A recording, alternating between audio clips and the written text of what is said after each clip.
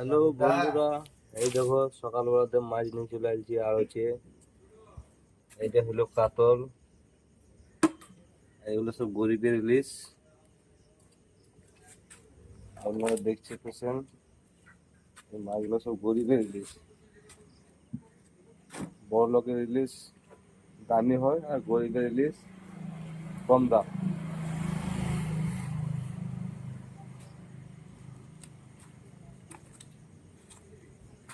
দু চারটি মির্গিও আছে, এই যে মির্গি আর এই গোল্ডেন গোল্ডেন আমেরিকান। এই মাছটার নাম আমেরিকান। এই মির শৈল আছে গো, এই একটা শৈল আছে।